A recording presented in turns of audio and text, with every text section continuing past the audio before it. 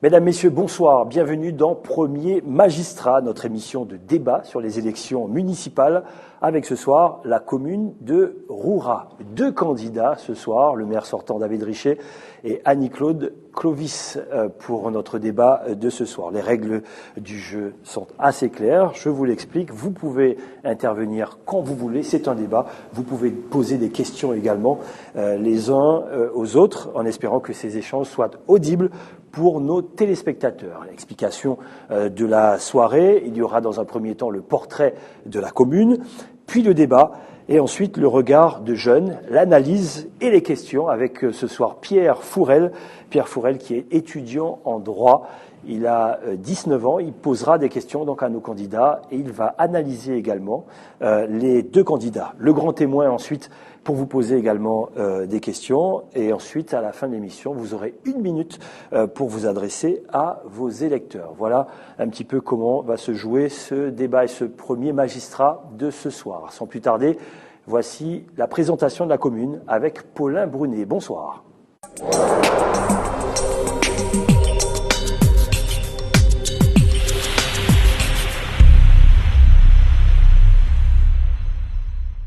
Bonsoir. Aujourd'hui, donc, nous nous rendons à Roura. Roura, petite commune historique de la Guyane, forte de sa grande superficie, 3 fois comme à la Martinique, mais peuplée seulement de 3000 habitants, a longtemps ronronné. Et il s'est trouvé 2 événements qui ont bouleversé la vie de cette commune. Premièrement, l'arrivée des Hmong en 1979, qui a augmenté la population de plus de 500 habitants, mais qui surtout a fait de Roura l'un des greniers de la Guyane jusqu'à maintenant.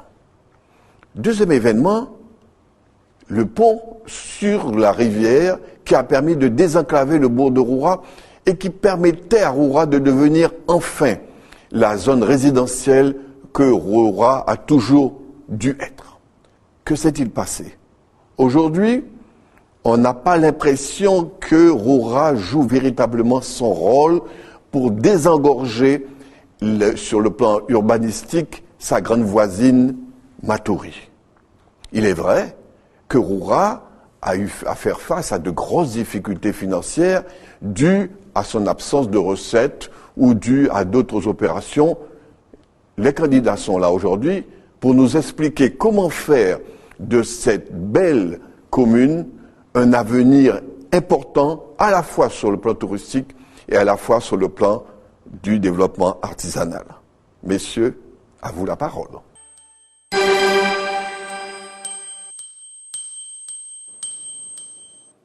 Voilà, ça a été une présentation de la commune avec Paulin Brunet. Bien sûr, il y aura sûrement à redire avec nos deux candidats ce soir. David Richet, le maire sortant, bonsoir. Bonsoir. Bienvenue sur le plateau de Merci. Premier Magistrat. Je dis bienvenue parce que tous les maires ne se déplacent pas forcément.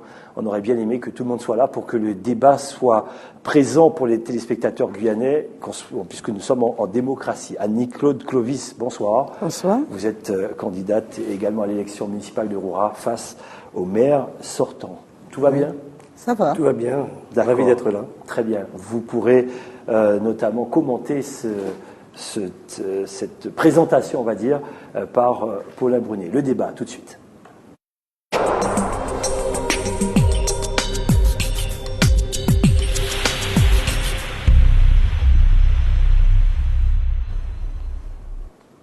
Allez, sûrement un premier commentaire, David Richet, sur le... Premier commentaire, la présentation. oui, la présentation a été faite succinctement. C'est vrai, l'arrivée des Hmong, Roura multipole, hein, un bourg à Roura, un bourg à Cacao, 60 km et 5 hameaux. Alors c'est vrai que c'est pas une commune que l'on rencontre en France. Hein, on a nos particularités en Guyane, c'en est une. Sur la présentation, non, rien à redire, c'est vrai, un manque de recettes, une mauvaise expérience, je dirais, des autres municipalités, hein, avec une dette colossale qui nous a été laissée. Je rentrerai dans les détails tout à l'heure, je pense, juste pour rebondir sur la véracité des propos de monsieur Brunet. Et puis le développement économique, c'est vrai que l'on attend, parce que ce pont, vous l'avez bien dit, qui est sorti, je crois, en 92, j'étais encore gamin, on l'attendait tous, et le développement ne vient pas, on parle d'urbanisation, qu'on attend. Pourquoi? Parce que, on le verra tout à l'heure dans la présentation, aujourd'hui, ce n'est qu'une carte communale qui gère Roura. Qu'une carte communale, il faut un document foncier. Vous avez beau avoir du foncier, si vous n'avez pas une carte communale pour permettre l'aménagement de ce territoire, eh bien, vous êtes voué à l'échec. C'est pour ça que j'en parlerai tout à l'heure. On va en parler, bien sûr. Sur le PLU, etc., etc. Donc voilà, une belle présentation de la commune faite par M. Brunet. Très bien. Un commentaire sur la présentation, Annie-Claude Clovis. Alors, je dirais que c'est une belle présentation. Juste quelques petits chiffres, je dirais que, bon, à rectifier, mais c'est vrai que certainement M. Brunet a voulu arrondir les chiffres concernant la population avec les 3000 habitants, c'est un peu moins. Sinon, l'arrivée des Hmongs, il y a eu 2 arrivées. Il y a eu l'arrivée en 1977 et une arrivée en 79, effectivement. Donc voilà pour les commentaires. Pourquoi vous vous présentez à cette élection? Lorsqu'on y va, on a sûrement des convictions. Annie-Claude Clovis, pourquoi vous présentez? On y va parce qu'on a des convictions, effectivement, et parce qu'on n'est pas satisfait de la façon dont les choses se déroulent. Moi, c'est pour ça que j'y vais. J'ai des convictions à partager qui sont certainement pas celles du maire, mais qui sont les miennes, c'est-à-dire pour moi beaucoup plus de droiture, surtout en période de crise, je dirais, parce que nous sommes en période de crise. Et là, quand on est en période de crise, on doit savoir faire des projets qui sont tout à fait cohérents et concrets. D'accord, très bien. Pourquoi vous mettez votre mandat en jeu, David Richet? Écoutez, on est arrivé en 2008 avec toutes les difficultés du monde, hein. Les finances à 9,5 millions de déficit. Roura, M. Brunet le rappelait, 3 fois et demi la Martinique, 400 000 hectares. 400 000 hectares, c'est important, 4 000 km². Et Roura, par exemple, ne possédait que 10 hectares en sa possession. 10 hectares. Aujourd'hui, Roura possède 600 hectares 6 années après. Donc c'est vrai que, oui, je souhaite repartir avec une équipe qui a envie de continuer, avec d'autres qui vont arriver, continuer le travail qui a été initié. Je pense qu'il y a eu beaucoup de travail de fait. On démontre les rapports de la Chambre régionale des comptes, on démontre l'honneur que nous ont fait et la Chambre et Monsieur le Préfet sur la baisse des 10% des impôts. On ne baisse pas à 10%. Jamais Roura. Roura est la commune la plus chère de France. Oui. C'est à déplorer. Mais il y a toute l'histoire qui date depuis les années 90. Avec cette dette, comment voulez-vous? On demande et je le dis avec mes propres mots, on demande aux administrés de payer les erreurs des autres maires. Je le dis avec mes propres mots. Aujourd'hui, c'était rétabli. Il fallait restaurer cette confiance entre Roura et les collectivités et puis l'État. Si vous ne restaurez pas la confiance, eh bien, demain, vous ne pouvez pas, comme on l'a obtenu, la réduction des taux de 10%. Donc, voilà, tout ce travail qui a été accompli, le PLU qui va être adopté bientôt, on parlait d'urbanisation. Si demain, vous voulez urbaniser, si vous n'avez pas un PLU, digne de ce nom, eh bien, vous ne pourrez jamais urbaniser avec tous les sous du monde que vous avez, tous les investisseurs que vous aurez. Donc voilà, il y a un gros travail qui a été fait. Je pense qu'on a restauré la confiance. Je pense qu'aujourd'hui, l'image de Roura est bonne, que ce soit dans Roura ou même à l'extérieur. Aujourd'hui, Roura est attractif et le deviendra plus. Donc voilà, en tous les cas, poursuivre ce travail qui a été fait. Tout n'est pas fait, j'en suis conscient. On a eu du travail. Je pense que beaucoup de travail a été fait. Voilà. Donc voilà, c'est plutôt la continuité, faire grandir Roura. Nous allons rentrer dans les détails tout à l'heure. Vous étiez sur la même longueur d'onde à une certaine époque, et puis il y a eu un élément de fracture. C'était quoi cet élément de fracture? Est-ce que c'est toujours pour ça que vous êtes là, en face du maire ce soir, ou il y a encore plus de choses qui notent cette présence sur le plateau ce soir? Alors je dirais qu'il faudrait un peu retracer les choses. Hein. C'est vrai que quand je suis arrivée au niveau de l'équipe du maire, c'était pas le maire qui m'avait choisi, mais quelqu'un d'autre. Donc peut-être que déjà là, il y avait un petit décalage. Déjà. La deuxième chose, c'est dans la méthode de travail. Je dirais que c'est essentiellement dans la méthode de travail qu'il y a une opposition. Ça veut dire que c'est pas une opposition depuis de le personne. Début, ça n'a pas marché. Pas depuis le début, parce qu'il faut prendre le temps de s'adapter, de découvrir, etc. Ça, c'est nécessaire. Il faut un temps d'adaptation. Mais au fur et à mesure qu'on avançait, il y a eu une différence dans la façon d'appréhender le développement même de la commune et dans la façon de travailler, de planifier, je dirais, Qu'est-ce que vous lui reprochez les actions. Qu'est-ce que vous lui reprochez au fond? Alors, on parle de méthode. Oui, bien sûr. Alors, je dis bien, on parle de méthode. Ce que je reproche dans la méthode elle-même, c'est-à-dire que je peux vous donner un exemple. On parlait du PLU tout à l'heure. Quand nous sommes arrivés, la première chose a été de se lancer vers un premier PLU qui a été retoqué, je dirais d'une certaine manière, par le préfet pour X raisons. On a dû revenir vers la carte communale à l'époque. On a dû revenir sur la carte communale, alors qu'on aurait pu commencer par la carte communale et se donner le temps de préparer en bonne et due forme un PLU. Ça aurait évité justement ce genre d'incident, ce type d'incident. Depuis, en plus, ce qui apparaît, c'est que cette même carte communale, elle a été annulée dernièrement. Et David Richet, vous allez nous dire qu'est-ce que ça vous a fait justement cette en ce qui concerne le nouveau PLU, c'est toujours, pour moi, c'est surtout dans la façon de fonctionner.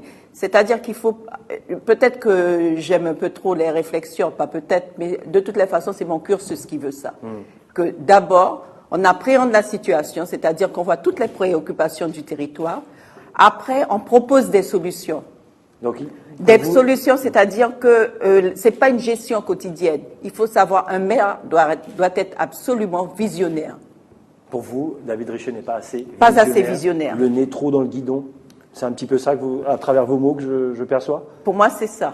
David Richet, la méthode apparemment n'est pas bonne. Enfin, d'après Annie-Claude Clovis, bien sûr. Oui, la méthode, vous savez, Chacun tout sa le monde méthode. ne peut pas aimer la méthode de l'autre. J'ai une méthode, certainement, Madame Clovis. Vous dites la tête dans le guidon. Mais je voudrais revenir sur vos propos. Il n'y a pas eu de premier PLU. Soyons clairs. Aujourd'hui, c'est une carte communale qui régit la commune. Il y a eu un premier PLU, ça j'en suis certaine. Je parle sous. Attends, comme je sais que tout le monde nous regarde, je pense que la DAL et Monsieur le Préfet nous regarderont. Oui. Il y a Pour une carte brûler, communale. il y aura des questions là-dessus. Non, mais je m'explique. C'est technique. En 2008, il y a une carte communale qui régit la commune. Donc, en juillet 2008, le conseil municipal, dont Madame Clovis fait partie, décide d'initier le PLU. On ne révise pas, on construit un PLU. Voilà. Un PLU, c'est long. Il y a des communes qui en Guyane ont mis 10 ans, comme en métropole. Parce qu'un PLU, ça se réfléchit, c'est un projet politique sur 15-20 ans. On ne revient pas dessus. Donc, pendant qu'on faisait le PLU, Monsieur le Préfet Ferré, pour rappeler l'histoire, il faut rappeler l'histoire, nous dit, Monsieur le maire, vous voulez réviser une partie, puisqu'à l'entrée du bourg, on veut faire un pôle touristique. Et ça, c'est très important. Arrêtons de voir les petits projets. Un gros pôle touristique, même s'ils sont ambitieux, mais je le suis. Et le côté visionnaire, je vais en parler. Il faut être visionnaire et je le suis. Donc, Monsieur le Préfet nous dit, révisez votre carte communale. Pendant que le PLU se fait, il n'y a pas de premier PLU. C'est le premier qu'on fait. Donc, la carte communale, on la révise. 1 an, il a fallu. Parce qu'en Guyane, il faut savoir que dès que vous touchez à un arbre, dès que vous touchez à une grenouille, c'est 1 an d'études. C'est 6 mois de mettre aller-retour avec les services de l'État pour pouvoir adopter un document. etc. Parce qu'aujourd'hui, eh bien, écoutez, moi je le dis haut et fort, on privilégie l'habitat des chauves-souris, l'habitat des grenouilles, au détriment de l'habitat des Guyanais. Et ça, je le dis haut et fort, et c'est mon combat. C'est pour ça qu'aujourd'hui, eh bien, dans certains services, on dit que M. Richet, mais j'en ai pas terminé cette explication. Donc cette carte communale a été révisée, signée par le maire, et ensuite par le préfet, par le préfet précédent, avant M. Spies. Donc carte communale révisée et approuvée. Le PLU court toujours. Mais tant qu'il n'est pas validé, il sera validé en février, cette carte communale court. Et il se trouve qu'il y a 10 jours, que les gens comprennent bien, cette carte communale a été démontée par un administré, d'ailleurs qui était sur vos images hier avec vous, qui a été démontée par un administré, qui a été au tribunal administratif et qui a gagné. Pourquoi ? Tout simplement pour dire qu'une carte communale ne doit pas avoir de zonage. Comprenez bien, et c'est vrai, une carte communale, un PLU, oui, une carte communale, c'est très technique, ne doit pas avoir de zonage. Sauf que, quand j'arrive en 2008, la carte communale que j'ai, qui est nulle, elle a un zonage. Elle est déjà entachée d'illégalité et déjà signée par un préfet. Mais qu'est-ce qu'on peut faire, nous ? On continue ? Non, je termine. Juste, allez-y, voilà. Pas trop technique non plus, même si c'est technique. Donc, pour dire qu'il n'y a pas de premier PLU. C'est pour les téléspectateurs. Et puis, le côté visionnaire, attendez. Alors, si c'est pour le côté visionnaire, on y reviendra. D'accord. J'aurai des questions précises là-dessus. Annie-Claude Clovis, sur ce que vient de dire David Richet, répondez et ensuite on enchaîne. Je reprends, puisque le maire l'a dit lui-même, que dès le début, on avait déjà commencé à travailler sur un premier PLU. Sur un premier PLU, et j'y tiens. C'est vrai que ce qui se passe, peut-être que c'est le mot premier qui le gêne, puisqu'on a repris ce PLU après les demandes de modification qui a été, les différentes remarques du préfet, Denis Labbé. Moi, je ne parle pas de M. Ferré, je parle de M. Denis Labbé. Justement, après ça, on a dû revoir. En ce qui concerne, je pense qu'il passe un peu trop facilement là-dessus concernant la carte qui a été révisée, la carte communale qui a été révisée. Si elle a été révisée, ça veut dire quelque part que c'est le regard, c'est une nouvelle touche de la nouvelle équipe. On s'entend bien là-dessus. Dès lors qu'on parle de révision d'une carte, ça veut dire qu'on ne garde pas la même carte que son prédécesseur. On enchaîne. Vous pourrez revenir dessus quand vous voulez, il n'y a aucun problème. C'est très technique et vous pouvez vérifier les éléments que je vous ai dit auprès de l'ADEAL. David Richer, lorsque vous êtes arrivé à la mairie de Roura en 2008, vous avez récupéré une commune avec un déficit de 10 millions d'euros, c'est bien ça? Alors, je vous explique. 8 millions d'euros Bon, à peu près. Et ensuite, au cours de la première année, jusqu'en 2009, on a déniché malgré nous, d'accord, il y avait un peu plus d'1 million de factures et d'impayés, qui ont monté à 9,5 millions. Très bien. Que vous avez ramené en 2013 à 3 millions d'euros. 3 millions Non. Aujourd'hui, le rapport de la Chambre est là. Le budget, là, cette année, il a pas été fait, mais en fin 2013, donc 7,4 millions, ça fait que nous avons diminué le déficit de 2 200 000 à peu près. Diminué de 3 millions. Voilà. Ouais, pratiquement. Mais je tiens à préciser, sans aide particulière, on n'a pas eu d'aide à la restructuration, comme certaines communes, puisque c'est difficile de l'obtenir. Ouais. Donc voilà, c'est à force de rigueur, je dirais, de bonne gestion. Donc au prix de sacrifice. Prix de sacrifice. Il a fallu faire des choix. Qu'est-ce que vous avez sacrifié? La culture? Entre autres, la culture, la fête. Alors, vous savez, il faut savoir jongler parce que la population, c'est pas de sa faute, c'est une dette colossale. Maintenant, il faut savoir amener quelques satisfactions aussi, parce qu'on parle de la fête. Alors, voilà, on fait pas la fête tout le temps, on essaie de programmer, de diminuer les dépenses. Et je pense qu'on y est arrivé. Vous savez, c'est simple. Là, pour moi, c'est le bilan financier la population pour qu'ils puissent bien comprendre qu'on ne peut pas faire la fête tous les jours parce qu'il n'y a pas d'argent. Ça, c'est Est-ce qu'ils l'ont compris, ça? Je pense que oui, puisqu'on voit bien qu'il n'y a pas des manifestations en trans comme il y avait à l'époque. On en fait de temps en temps, on respecte Noël, on respecte le carnaval, on respecte certaines choses qu'ils ont quand même droit d'avoir. On ne fait pas de grosses dépenses, je dirais. Vous voyez, le maire n'a pas de voiture de fonction, plein de choses comme ça. Donc on fait l'économie de cela et surtout, on investit 1 million d'euros par an. Je ne parle même pas de la route de cacao. En allant chercher les subventions, c'est ça qui est important, puisqu'on n'a pas de sous. Donc on essaie d'amener 10 ou 20%, le plus souvent c'est 20%, et on a réussi. Et d'ailleurs, c'est mentionné dans le rapport de continuer ainsi. D'accord. Des sacrifices, parce qu'une dette colossale, là, le maire, du coup, est-ce qu'il n'est pas sur la bonne voie, pour vous? Des sacrifices, oui et non. Vous les auriez fait comment? Je dirais des sacrifices, oui ou non. Je préfère répondre sur ce que vient de dire le maire. Je dirais oui et non. Premièrement, je pense que déjà, pour l'exercice 2012, le compte administratif qui a été voté faisait apparaître un montant de 6,4 millions. 6,4 millions à peu près, environ. Je ne vous donnerai pas vraiment tous les chiffres.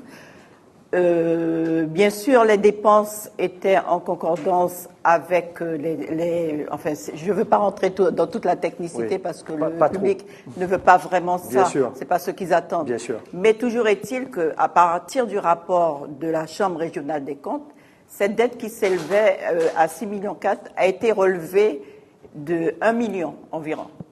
C'est intéressant ce que vous avez dit au début. Vous avez dit moins 3 millions, quelque chose comme ça. C'est vrai qu'il y a eu tellement d'effets d'annonce autour de cela qu'on a bien cru qu'effectivement la dette avait baissé au point que c'était 3 millions. J'ai même vu ça dans un journal de la place. C'est ça. Donc c'est pour vous dire comment la communication se fait très bien. C'est une façon aussi de montrer que moi j'ai fait. Mais je vous dirais qu'il y a une chose que souvent font les élus, et ça reste à vérifier sur place, parce qu'on a toujours des surprises. On a eu des surprises auparavant, mais on peut en avoir encore. C'est-à-dire que ce qui est simple, en fin d'année, toutes les dépenses de l'année en cours ne sont pas forcément prises en compte. Elles sont reportées sur l'exercice suivant. Bien sûr, monsieur le maire me dira non, mais c'est faux, moi je dis. D'accord, très bien. Vous pourrez répondre, parce que dans la question que je vous pose, vous pouvez inclure cette réponse-là. Entre 2013 et 2015, l'État a prévu de réduire la dotation globale de fonctionnement. Difficultés financières supplémentaires. Malgré tout, il faut que la commune avance. Comment vous faites? C'est quoi là Alors comment je fais? Oui. Déjà revenir quand même. Vous avez ici le rapport de la Chambre régionale des comptes 2012, qui retrace le tableau de 1999 à 2012. 2012, moins 7 447 000 euros. Effectivement, Mme Clovis, vous êtes au conseil municipal, vous êtes bien au courant. On a descendu au budget à 6,4 millions. Pourquoi?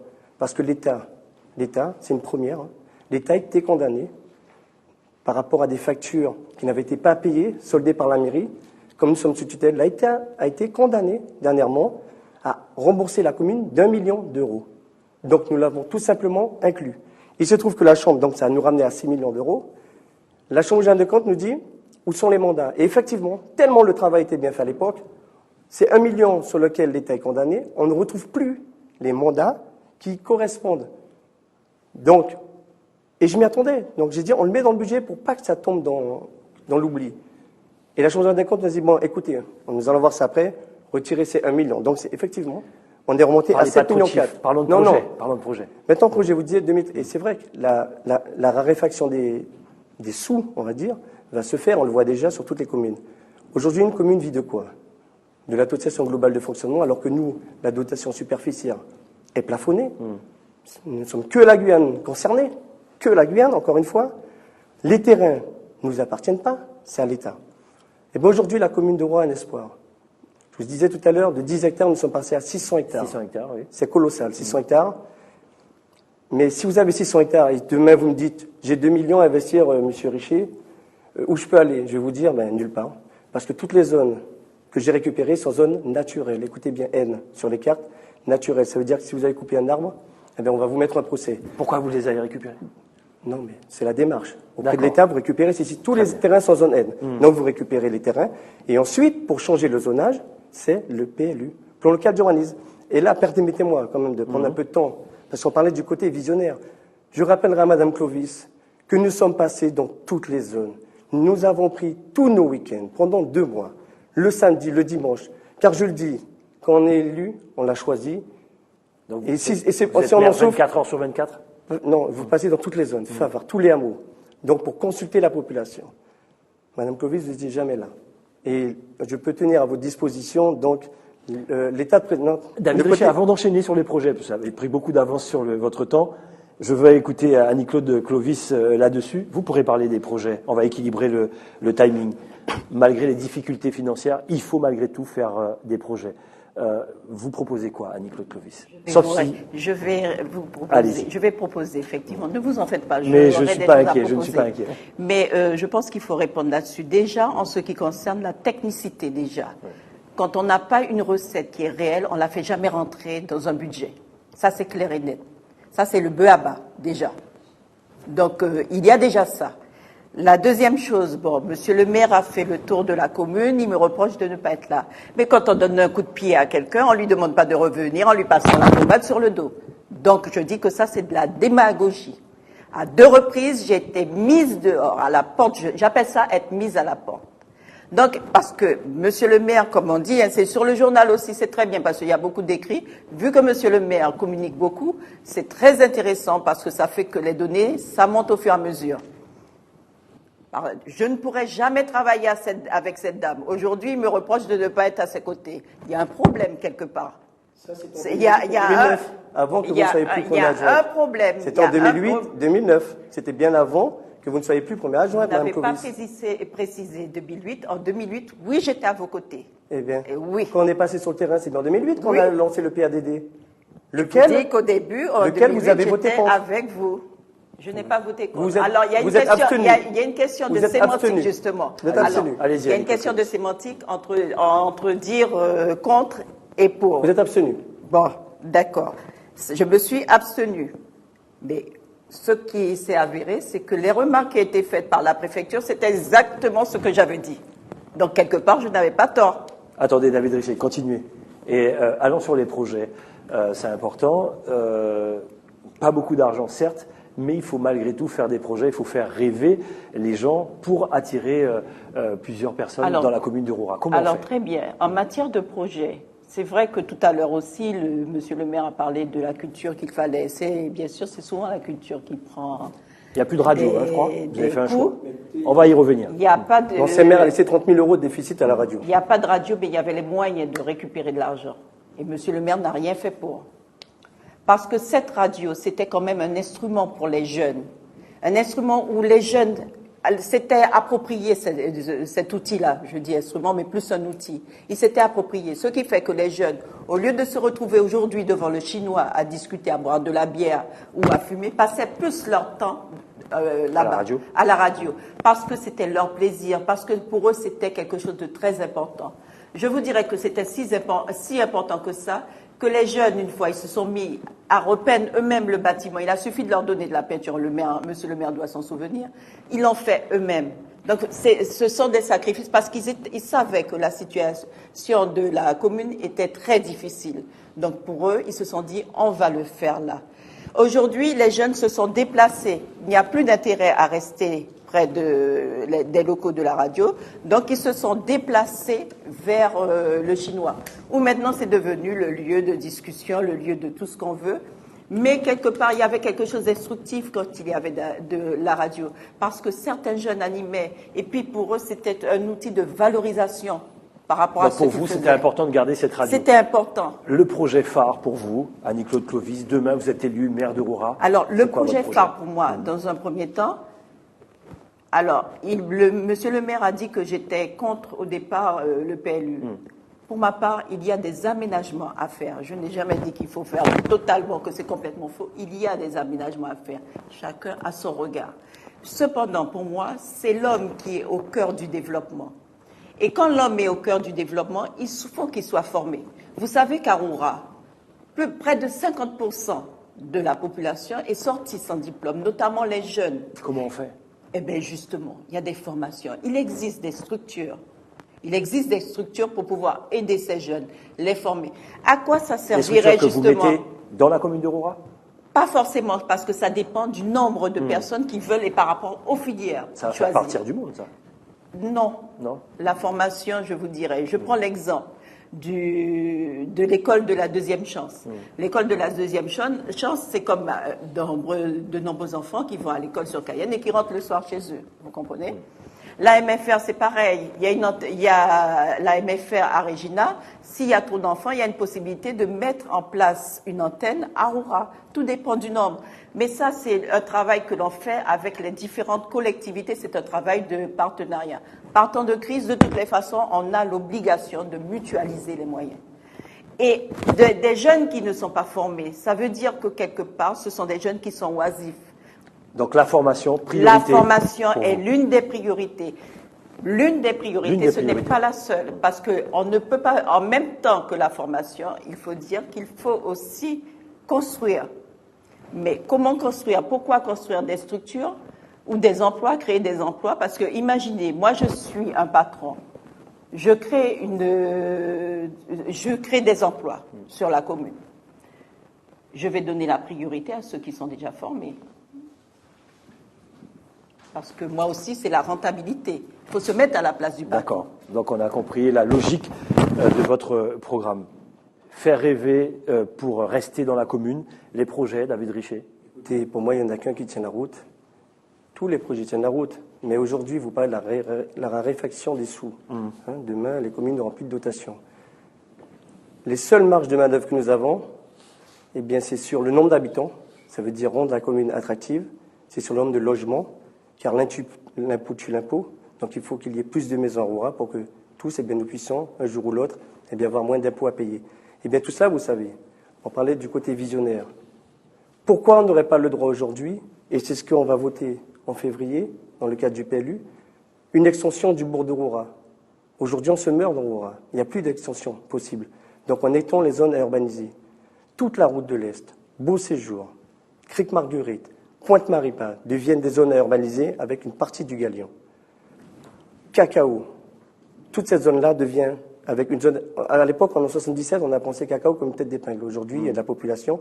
Donc, il faut agrandir ces zones à urbaniser. Et demain, vous pouvez avoir l'espoir bien de rentabiliser cela. Demain, c'est des logements qui vont venir, ce sont des gens, c'est de la taxe, c'est de la DGF en plus pour la commune.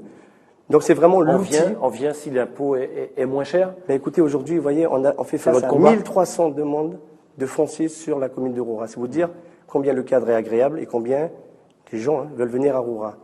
Donc voilà, c'est véritablement ce PLU. Alors, chacun sa vision. En tous les cas, c'est la vision que j'ai pu récupérer auprès des habitants au jour le jour. Chacun a voulu que sa zone soit vivable. À Beauséjour, par exemple, aujourd'hui, où il y a des jeunes qui vont à l'école, il n'y a pas d'électricité et pas d'eau. Pour l'eau, ça coûte très cher, c'est un autre problème. Mais la priorité, c'est l'électrification. Eh bien, sur Beauséjour, les travaux devraient bientôt commencer. On a eu le GTEP donc, qui a donné son avis favorable. On a trouvé 2 millions d'euros. Nous avons financé 2 études pour Crique-Marguerite et Pointe-Maripac qui ont été rendues. Et au prochain budget, nous serons obligés d'inscrire des recettes, encore une fois, pour aller chercher du FACE, Fonds d'amortissement des charges d'électrification. Eh bien, c'est ça le véritable enjeu de Roura. Et puis aussi, c'est le développement économique. Et la formation, je l'entends bien, il faut la formation. Il la faut. Mais si vous n'avez pas le foncier, si vous n'avez pas un endroit pour construire une entreprise, pour y habiter, eh bien ça aussi, c'est essentiel. Donc voilà, c'est véritablement pour moi le PLU qui a vraiment un enjeu important pour Roura. Sinon, ben demain, on ne pourra rien faire. D'accord. Annie-Claude Clovis, là-dessus. Alors, je dirais que le PLU, effectivement, a son sens, quelque part, puisque c'est aussi un outil en ce qui concerne justement la gestion du territoire. Mais au-delà de ça, j'insiste sur le fait que, effectivement, on a les préoccupations parce que chacun entend les gens à leur façon, selon leur propre, et puis interprète selon leur propre vécu ou selon les outils qu'ils possèdent, je dirais.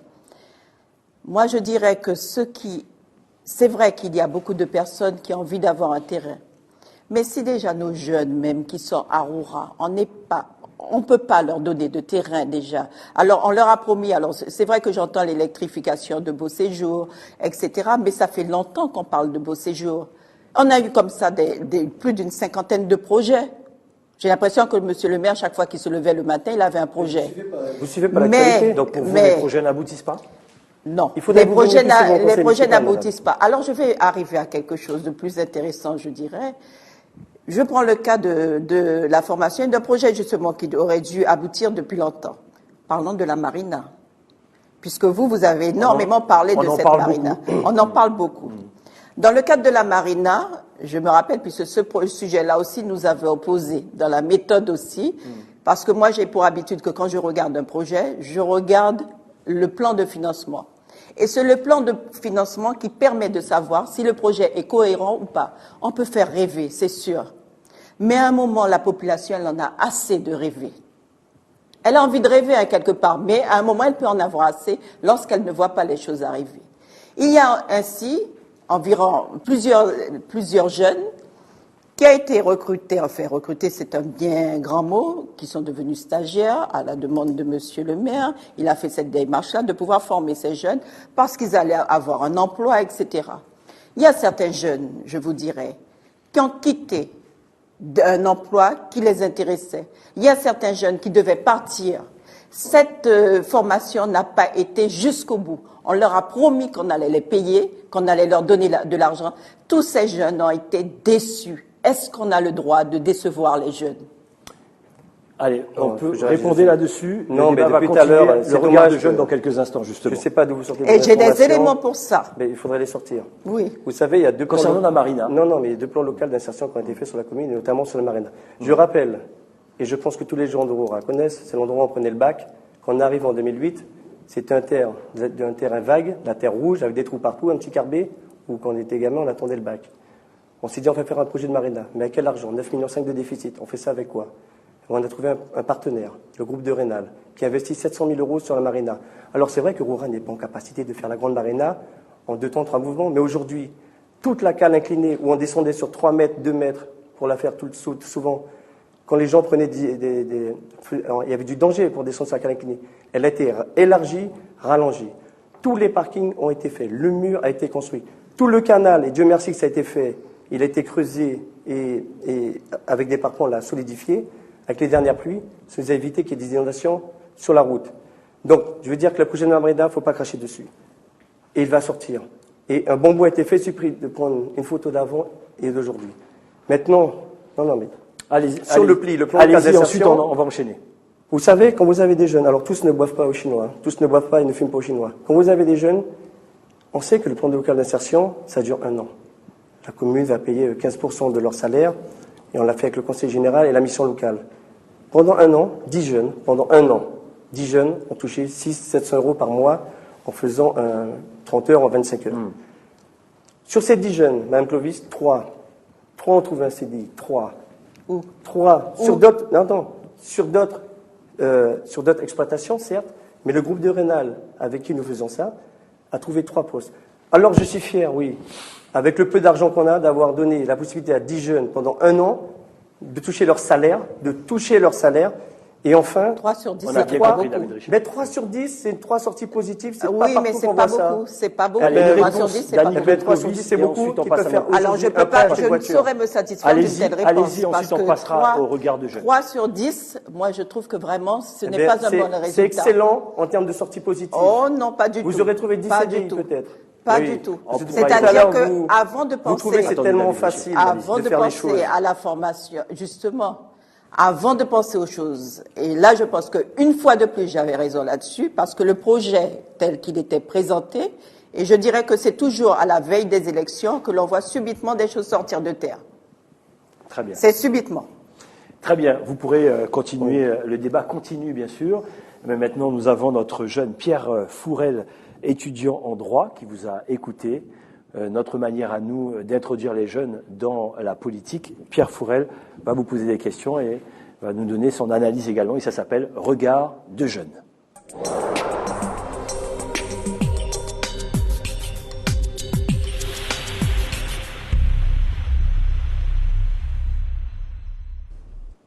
Pierre Fourel, bonsoir. Vous avez 19 ans, vous êtes étudiant en droit et président de l'UNEF Guyane. Rappelez-nous ce que c'est que l'UNEF Guyane. Bonsoir. Donc effectivement, l'UNEF Guyane, c'est l'Union nationale des étudiants de France. C'est un syndicat étudiant, donc on a créé l'antenne dernièrement sur la Guyane. C'est le plus grand syndicat étudiant de France. Voilà. Alors, comment vous avez trouvé nos deux candidats? Comment vous avez trouvé le débat? Alors moi, j'ai trouvé le débat, tout débat est intéressant. Ensuite, on cherche en tant que jeune à entendre certaines choses. On attend des propositions pour la jeunesse, on attend des améliorations sur certaines choses. Et il est vrai que j'ai pas entendu ce que nous, en tant que jeunes, on souhaite entendre. Voilà. Vous avez des questions? Alors oui, j'ai quelques questions sur le fond du débat, sur la manière dont vous allez anticiper les choses pour la suite de ces municipales. Notamment sur quoi est-ce que ces discussions peuvent apporter en termes d'action concrète dans la vie d'un jeune. Ça, c'est ma première question. Ensuite, ma seconde question, les statistiques sont claires, hein, les jeunes ne votent pas. Donc, quelles sont les actions qu'un élu de proximité peut mettre en place pour intéresser les jeunes au scrutin durablement? Et puis ma dernière question. Poseras une question. Laisse-les répondre d'abord. D'accord. Très bien. Alors déjà, une réponse de David Richet sur ces deux premières questions. Oui. Non, écoutez, je suis jeune et c'est vrai qu'on doit prendre en compte la jeunesse. Mais je rappelle, et je le rappelle toujours, les difficultés qu'on a à Roura. Vous imaginez 9,5 millions. Alors demain, on peut me dire, ah mais David, on n'a pas un plateau sportif. J'en suis conscient. Si moi-même jouais dessus, quand j'étais gamin, sous le soleil, sous la pluie, on ne peut pas. Et un exemple pour les jeunes, on parle de plateau sportif. Juste pour que vous compreniez un petit peu la difficulté, et souvent on se dit aux jeunes, parce que tous ne boivent pas dans le chinois, et encore ceux-là, on se parle quand même, mais juste pour que tu puisses comprendre, fin 2011, on commence à retrouver un petit équilibre. On finance une étude, juste pour comprendre, un petit projet comme ça. On finance une étude qui doit coûter dans les 50-60 000 euros. Ça met du temps, étude de sol, étude d'impact, enfin, vous connaissez le tralala, architecte, et pour Roura, et pour Cacao. Je n'oublie pas Cacao. Fin 2012, on délibère pour rechercher les financements, parce que l'étude nous dit, voilà, ça va vous coûter tant. 500 000 euros, parce que c'est un peu plus loin pour Cacao, grosso modo, 400 000 euros pour Roura. Fin 2012. Vous avez trouvé les sous, parce que dès que vous avez cette délibération que l'on a votée, vous allez chercher les financements. Et grâce au contrat territorial, normalement, et avec l'aide de l'État, eh bien, on a réussi à trouver ces 500 000 et ces 400 000 euros. Ensuite, vous avez toute la consultation des entreprises pour dire voilà ce que je veux. Il y a un architecte qui suit, un bureau d'études, un bureau de contrôle. On est en France et l'administration est lente. Vous voyez, on est parti de 2011. On a bien compris. On est parti de 2011. Alors on me dira encore que c'est électoral. Vous voyez, je vous ai décrit la situation. Jusqu'à aujourd'hui, où on est en rapport d'analyse en ce moment même, où l'architecte va nous dire voilà mon choix, nous allons retenir une entreprise et ensuite faire les travaux. Mais vous voyez, On a compris le laps de temps qu'il faut, David bien, Richaud. c'est pour dire que les jeunes, on y pense, c'est comme pour la radio. La radio, je l'ai côtoyée. La radio met 30 000 euros, on nous l'a laissé de déficit. Ensuite, il faut remonter la structure. Et puis, au-delà des 30 000 euros, le matériel qui était là avait été volé. Mais il faut entrer au fond des problèmes. Il faut vivre les problèmes au jour le jour. Donc vous ce avez n'est dû pas trancher, facile. vous avez fait un choix. Comment? Vous avez dû trancher, vous avez fait un choix. Le problème, c'est que vous n'avez même pas le temps de trancher parce qu'avec les finances que vous avez, eh bien, on fait comme on peut. Et vous savez, c'est plus facile de trouver des financements parfois pour construire un plateau sportif quand vous êtes eh bien, pour une radio. C'est dommage, mais c'est comme cela. Très bien. Et vous vous rappelez des questions ou pas? Je me rappelle des questions. Je Allez-y. me rappelle tout d'abord que ce jeune homme, excusez-moi, Pierre. Pierre, voilà, que Pierre, il a noté, il n'a pas été satisfait tout à fait Attendez des réponses, des des projets. réponses. Vous en avez Effectivement, cité il y en a. quelques-uns. Oui, mais apparemment pas suffisamment pour lui. Voilà, les jeunes Mais c'est vrai attendent que beaucoup les plus. jeunes, ils attendent beaucoup de nous. Alors, je voudrais juste rectifier quelque chose concernant le fait que les jeunes boivent. Ils peuvent boire du jus, aussi, c'est pas que des boissons alcoolisées. Ils peuvent boire du jus aussi et se retrouver. Mais c'est le lieu de discussion même qui se passe devant le Chinois. C'est ce que je voulais dire avant tout. Donc, parce que Vous là-bas, préférez les la voir mairie- dans un endroit culturel, on va dire. Voilà, Plutôt dans que- un endroit culturel, parce que le lieu, je dis que l'endroit culturel est aussi un lieu où on peut échanger non seulement sur les activités, les actions, etc., mais où les jeunes peuvent se projeter en plus loin. Donc ça, là, c'est quelque part intéressant. Plutôt parce que chez le Chinois, on voit aussi passer beaucoup de voitures, on voit. Il y a d'autres distractions qui ne sont pas les mêmes que quand on est dans un lieu culturel. Et c'est pour ça que cette raison que je dis pour la radio, moi j'aurais toujours tranché en faveur de cette radio. Connaissant l'intérêt des jeunes pour la radio, j'aurais voté pour. Voilà. Ceci dit, On a voté pour. oui, mais elle a été fermée quand même, et Oui, grâce on à a vous voté surtout. pour. Elle a été fermée grâce les à vous médias trouver les surtout. Vous avez financements. trop de temps Madame déjà. Il faut Clovis. qu'elle rattrape Elle son a temps. été fermée Fallait grâce m'aider à à vous trouver les parce que, financements. ah si, je vous ai même amené le document à signer, mais vous n'avez pas Il est où, voulu le le document? signer. Toujours facile est-il depuis que tout à vous l'heure, avez vous parlez de refusé, beaucoup de vous documents, avez mais ils sont pas refusé là. de. Je peux les montrer. Mais il est où le c'est document pas- de il y la a pas radio de à souci. signer? Mais Mais là, faites-le voir. vous avez Ah, refusé non, mais de le faites-le voir. signer. Mais si justement vous Et vous vouliez. savez, on a même fait appel C'est vrai que c'est compliqué à pour un quelqu'un jeune de connu suivre de ce la genre de place. débat-là. On a Vous avez même pu fait appel mettre une à question. quelqu'un Oui, de allez-y. connu de la place pour reprendre cette radio. Vous connaissez les difficultés et les associations. Donc, Vous faut nous pas l'avez venir dit. me dire Vous nous l'avez dit. qu'on ne l'a pas fait. Vous nous l'avez Mais dit. je me rappelle d'une question aussi, c'est sur le. Elle n'avait pas fini, David excusez-moi, Richaud, excusez-moi, Oui, parce que pardon. je suis en train d'écouter, il est en train de Pardonnez-moi. me couper la parole Allez-y. et ça c'est un petit peu agaçant. Ensuite, il a une troisième Mais question. ceci dit, je dirais que ce qui est intéressant, c'est de savoir que parfois, quand on regarde le nombre d'antennes que l'on ouvre en Guyane, vous ne pouvez pas imaginer. Et toutes ces associations n'ont pas forcément beaucoup d'argent. Nous, il s'agit de la mairie quand même. Je pense qu'en allant chercher de l'argent avec un bon projet, puisque monsieur le maire a l'habitude de toutes les façons de trouver des sous. Donc là, il aurait pu trouver des sous aussi pour aider sa jeunesse quelque part à utiliser un outil qui pourrait, et pas seulement un outil de distraction, mais d'instruction aussi pour eux. Donc il y avait quelque chose à faire à ce niveau-là. Très bien. On pose la troisième question, vous pourrez ensuite rebondir là-dessus. Allez Pierre, dernière question. Comment une commune comme Roura fait pour donner envie à des jeunes de venir s'y installer et d'y développer une activité? Voilà, merci pour la dernière question. Vous répondez tous les deux. C'est un petit peu... ouais. Et pour les jeunes, il n'y a pas que la radio. Je veux dire qu'on a quand même fait une médiathèque. Nous l'avons fait ensemble. On a fait une médiathèque à Roura. Un côté. Donc, beau projet en commun. Le bas pour les jeunes avec accès informatique. Et le haut pour les plus grands. Donc un peu, on va dire, une médiathèque. Les écoles, parce qu'on parle des jeunes, mais c'est aussi les écoles. Nous avons sorti quand même une école, parce que quand nous arrivons en 2008, eh bien, les jeunes allaient au presbytère à l'école. Il fallait trouver 400 000 euros pour terminer l'école qui était arrêtée dedans. Il y avait une école en cours, avec un chantier arrêté depuis 1 an. On les a trouvés. On a ouvert une classe de proximité à Favard, pour des enfants de 2 ans. Donc c'est ça aussi les jeunes, ce n'est pas que la radio. Alors donner envie aux jeunes de venir sur le bourg, vous savez, un jeune, c'est le sport, c'est l'informatique. Mais le jeune, avant tout, c'est quoi? Trouver un Pour travail. être debout, c'est un travail. Pour être debout, c'est un terrain, une maison, comme tout le monde. Il a envie de ça. Donc priorité là-dessus. Mais c'est pour ça que je me base, très Oui. vite, sur le PLU. Vite fait. Demain, Les terrains, vous disiez donner des terrains aux jeunes. Mais les terrains, on les a. Je vais leur dire, tenez, prenez celui-là, il est en zone naturelle, il n'est pas construit, mais c'est pas grave, faites avec. Donc demain, après le mois de février, ils pourront enfin avoir un terrain constructible. Constructible. Donc voilà, ça c'est l'importance du PLU. Et puis sur le travail, aujourd'hui on parle de petits projets. Eh bien, on a ouvert, je vous ai dit tout à l'heure, des zones d'activité économique, que ce soit sur le Galion, sur Nancy-Beau, donc route de l'Est, et sur le bourg de Roura. Eh bien c'est là.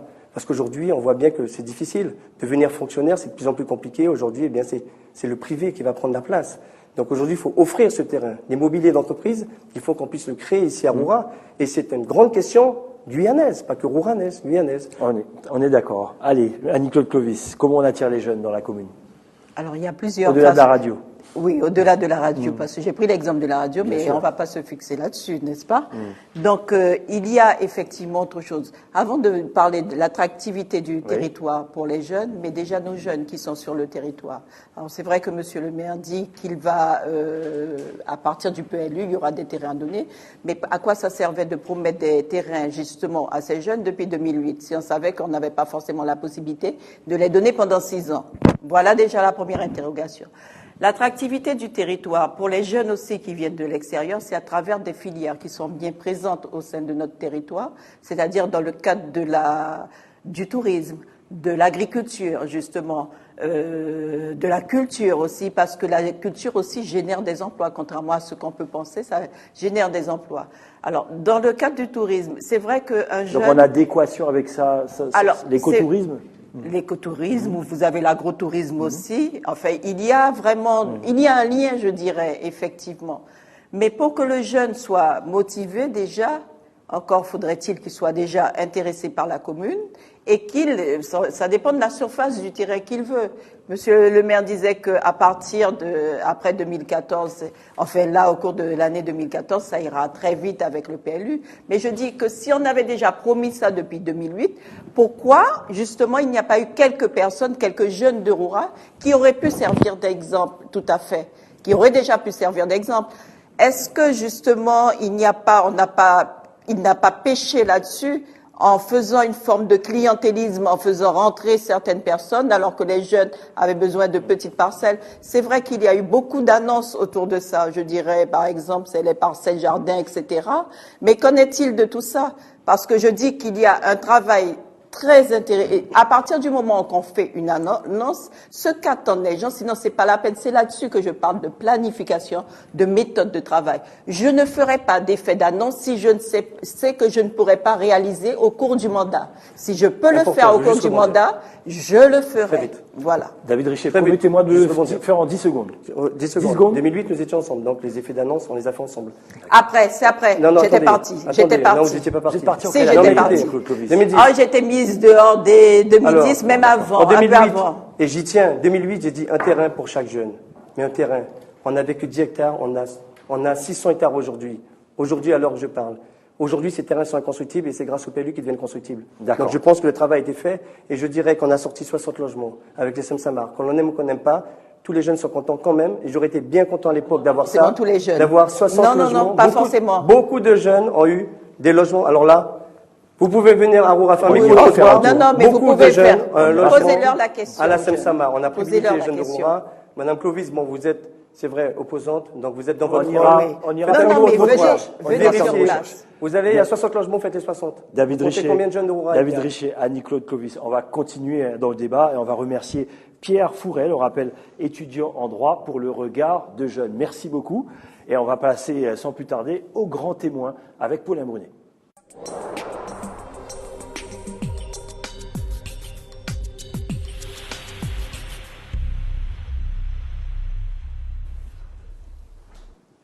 Paulin Brunet, qu'avez-vous pensé du débat de nos candidats et on écoute vos questions.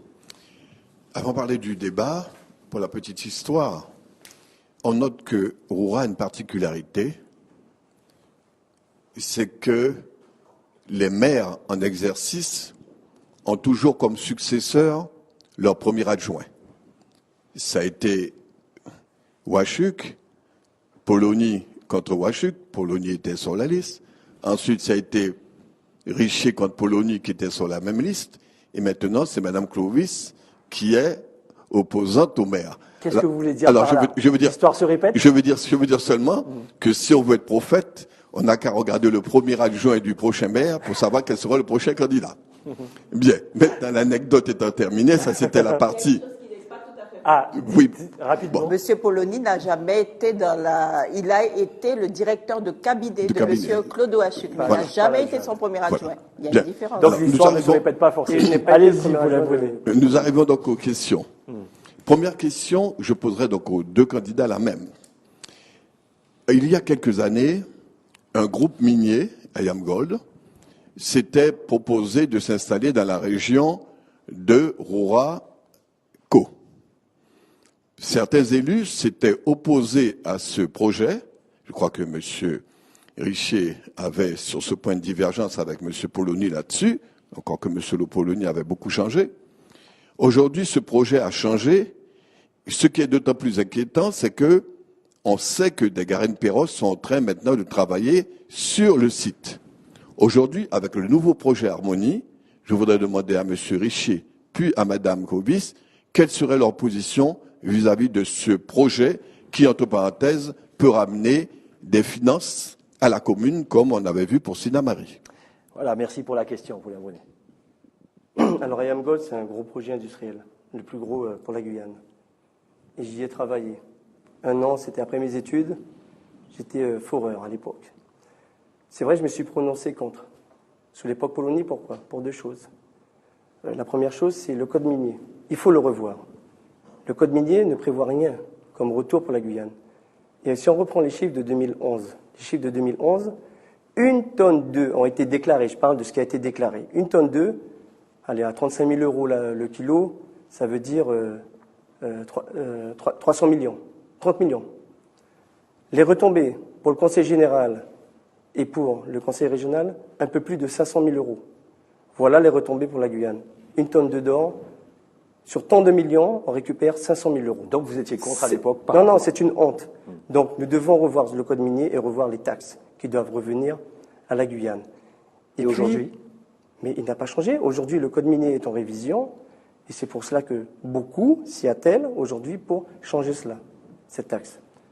Donc il faut qu'on récupère parce qu'aujourd'hui, l'or, il est là. Autant qu'il reste là et que des entreprises canadiennes viennent le récupérer et puis partent avec l'argent. Et puis l'or, il ne repousse pas. La question, c'est aujourd'hui, clairement, vous changez d'avis? Aujourd'hui, le plan Harmonie, dont vous faites part. Le plan Harmonie, aujourd'hui, on a juste une débauche d'un programme. C'est quoi? C'est prendre la terre qui est là, comme il y a le versant de Caux qui est là, donc le bassin de cyanure, il ne faut plus qu'il soit sur le côté versant de Caux. Donc on l'amène à 12 km sur des grades Corrèze, donc c'est sur le long de la RN2 qui va vers Cacao, pour faire tout le processus avec le cyanure. Très bien. Mais moi, je demande à ce que ce soit vraiment certifié. Aujourd'hui, c'est une ébauche. J'ai vu quelques experts il y a quelques jours. Ça reste à état d'ébauche et je comprends bien qu'ils ne veulent pas investir plus s'il n'y a pas de garantie. Donc, si demain, le code minier permet à la Guyane, pas qu'à Roura, mais à la Guyane, d'avoir des retombées certaines, Vous êtes pour? si demain, l'étude nous démontre qu'il y aura aucun problème environnemental, demain, je signe. Je signe. Très bien. Annie-Claude Clovis, là-dessus? Alors, c'est la remarque de M. Paulin Brunet, en disant qu'effectivement, au départ, c'était un projet fait par des personnes qui étaient déclarées officiellement, et ensuite qui a été remplacé par des Garennes-Perros. Je crois que c'est le cas de pratiquement toute la Guyane, où de plus en plus, on voit que les Garennes-Perros gagnent du terrain. Alors là, je dirais, en ce qui concerne ce problème, parce que c'est une réalité que nous avons aujourd'hui, et ça, ce n'est pas la mairie, la municipalité qui peut régler ce problème, c'est d'abord l'État qui doit régler ce problème. C'est vrai que pour des raisons... Quel est votre avis?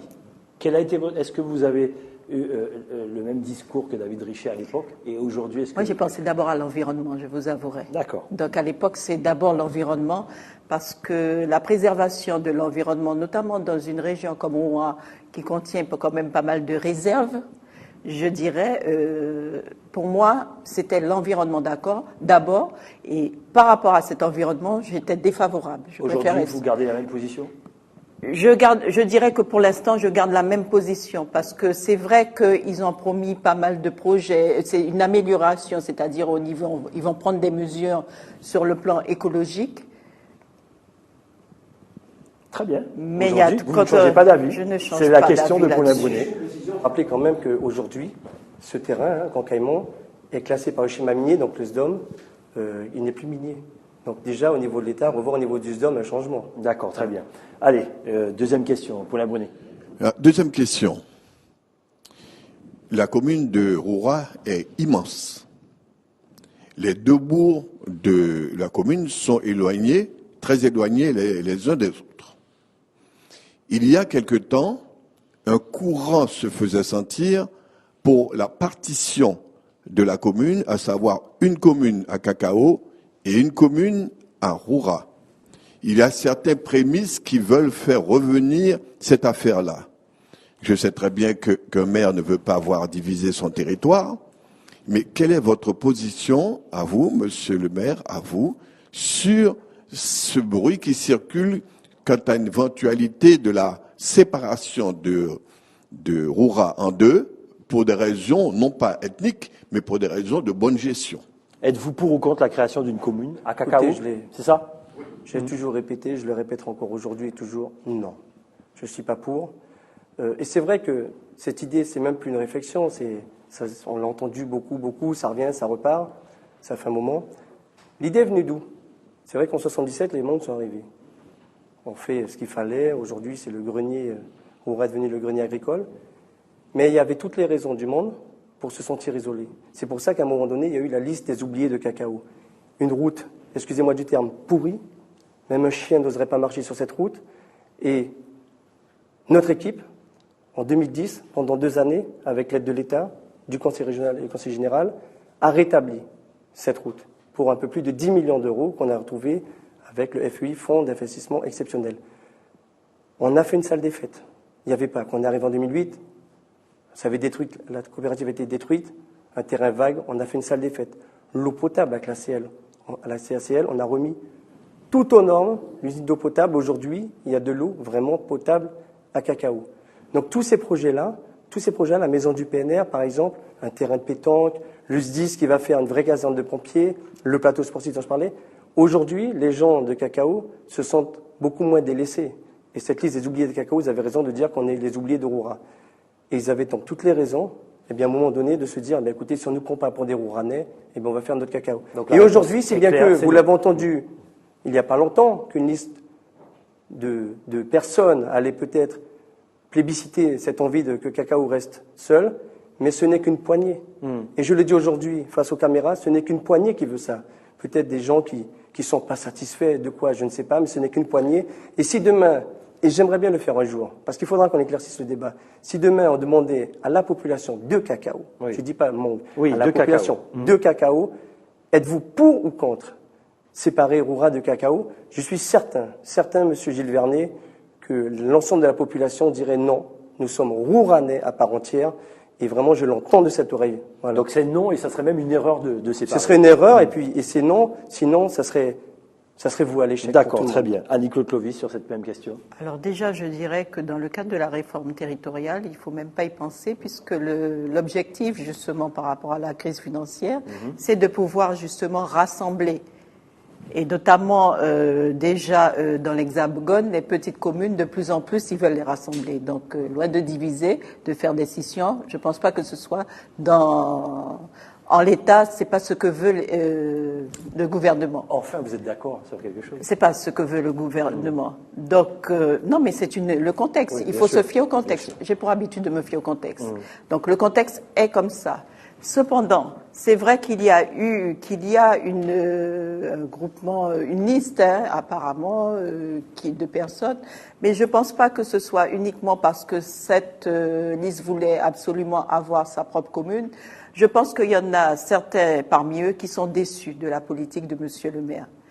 Et bon, c'est une poignée, peut-être que c'est une poignée comme il dit, moi je les ai pas identifiés, donc je ne m'avancerai pas sur ce terrain-là. Mais toujours est-il, les quelques personnes que j'ai pu voir se disaient déçues.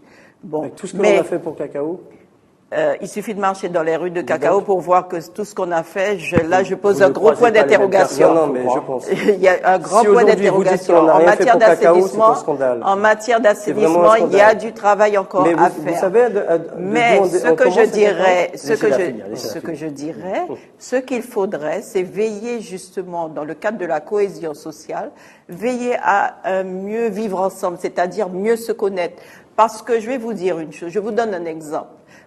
Justement, dans le cadre de cette élection, ce que j'ai fait avec mon comité de soutien, qui est composé de personnes d'origine diverses, ce que nous avons fait, c'est le tour de la commune. Marcher, pas le tour de la commune, non, je m'avance bien, parce que tout le sud, là, c'est pas évident d'y aller. Mais tous les lieux-dits, nous les avons visités. Mais dites-vous bien qu'il y a certaines personnes qui vivent à Cacao et qui ne connaissent pas suffisamment, qui ne connaissent pas Fourgassier, qui ne connaissent pas suffisamment le bourg parce qu'ils ne viennent pas suffisamment là. En fait, ils viennent certainement pour aller à la mairie, c'est tout.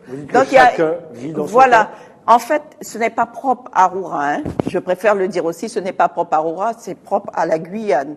Mais on a un réel travail à faire là-dessus, apprendre à mieux se connaître et vice-versa.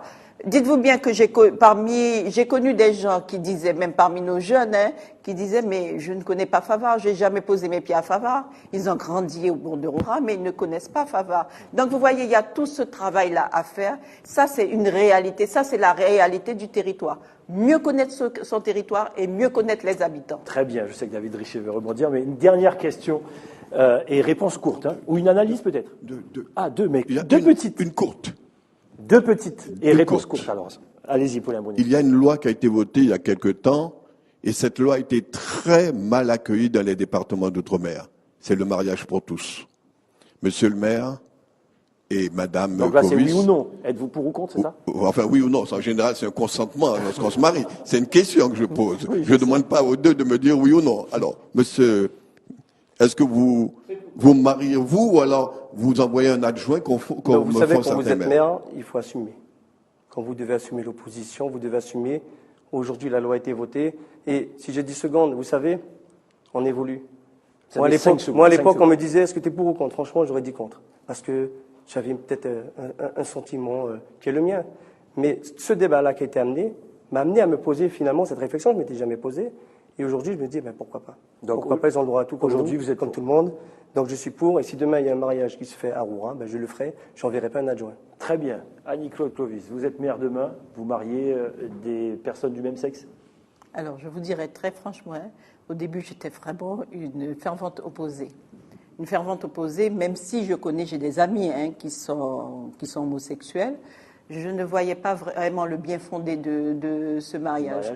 Mais c'est vrai qu'au fur et à mesure, on évolue. J'ai des amis, même dans votre famille, vous en trouvez, hein, des homosexuels. On les apprécie pour ce qu'ils sont. Non pas pour le fait qu'ils sont homosexuels, mais pour ce qu'ils sont. Quant au mariage, c'est encore une autre étape.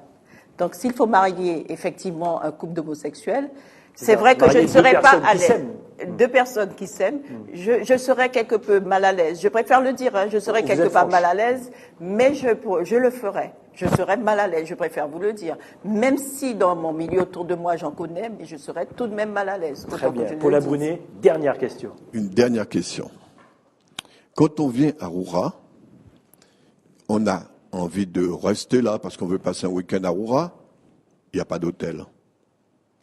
Quand on vient à Roura, on sait qu'il y a de bonnes cuisinières à la Roura qui sont championnes de l'embouillon d'Aroura et j'en passe.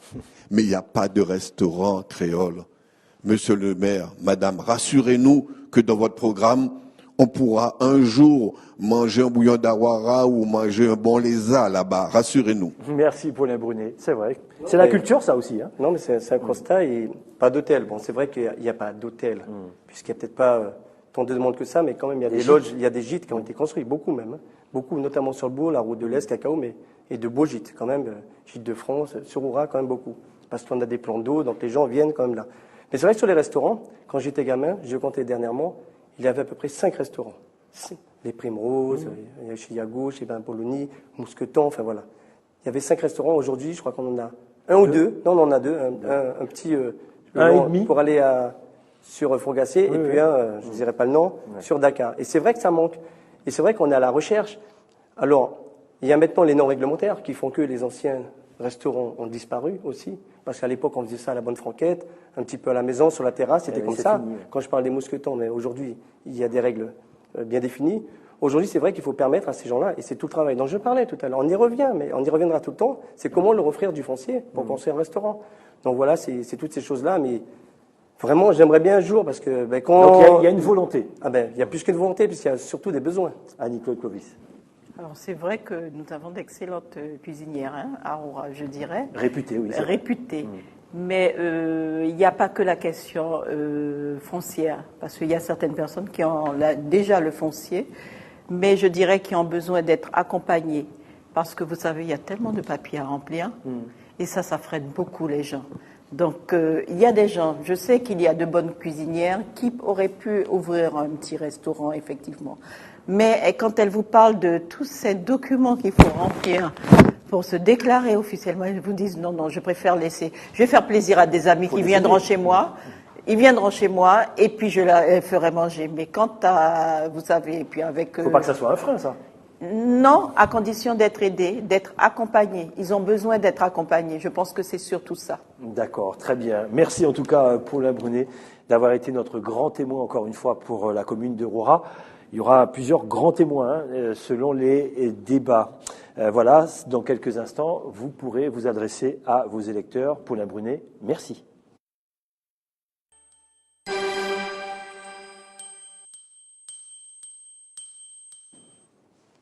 Allez, sans plus tarder, vous avez 1 minute pour vous adresser à vos électeurs avant de conclure ce débat. Et sur le tirage au sort, vous étiez le premier, David Richet. Rouranaises, Rouranais, chers amis, en 2008, vous m'avez fait confiance. C'est vrai qu'on a hérité d'une situation difficile, une dette colossale, pas de foncier, pas d'avenir, pas de cap, pas d'horizon pour la commune de Roura. Eh bien aujourd'hui, vous avez pu voir le bilan sur ces 6 années, une dette qui a diminué de 2 millions, des impôts qui ont diminué, ça a été acté, vous l'avez vu sur vos fiches d'imposition, du foncier qui a été récupéré, 600 hectares. Et je dirais qu'aujourd'hui, eh bien, au bout de ces 6 années qui ont été compliquées, et nous avons réussi quand même à investir plus d'1 million chaque année au budget, eh bien, ces 6 années qui ont été compliquées ont permis de réunir ici et là bien les ingrédients. Je parle des ingrédients car pour faire un bon plat, pour faire une bonne cuisine, il faut les ingrédients. Aujourd'hui, nous avons tous les ingrédients, nous avons tout réuni. Reste maintenant le PLU à valider en février. Eh bien, grâce à ce document, c'est le vôtre, c'est pas celui de David Richet, c'est pas celui de l'équipe municipale, c'est le PLU de tous les Rouranais, de tous les enfants qui pourront en profiter demain.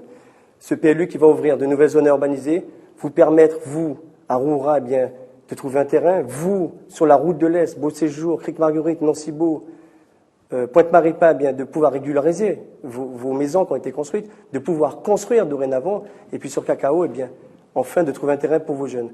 Donc, mesdames, messieurs, je vous demande eh bien, de bien vouloir refaire confiance à mon équipe, car c'est une équipe, c'est pas David Richet, pour mettre en exergue ce PLU qui vous permettra à vous, à nous tous, à nos enfants, eh bien, d'avoir un avenir meilleur.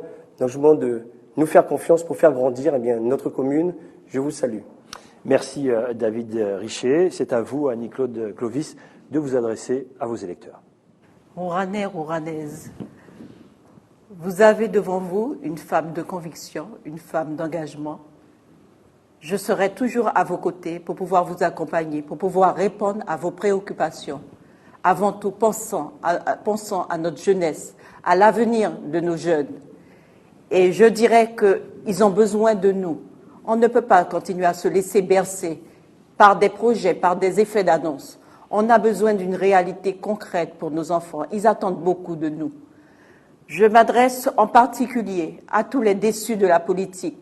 Sachez qu'il existe encore des gens qui sont prêts à se battre pour vous, à se donner les moyens, à se sacrifier pour vous. Donc, je vous demande de me faire confiance, parce que je suis là, je suis prête à vous aider. Avec tous mes moyens, je ferai tout pour répondre à vos préoccupations, les préoccupations du territoire, les préoccupations de la population et en particulier de la jeunesse, des seniors. Je serai toujours auprès d'eux. Merci Annie-Claude Clovis. Voilà, c'est comme ça que se termine premier magistrat autour de la commune de Roura. Merci à Paulin Brunet, merci à Pierre Fourel également. Cette émission a été réalisée par Joanne Manus. On se retrouve quant à nous la semaine prochaine pour les 2 autres communes, la commune de Saint-Georges et de Macouria. Passez une excellente soirée sur ATG et à très très bientôt.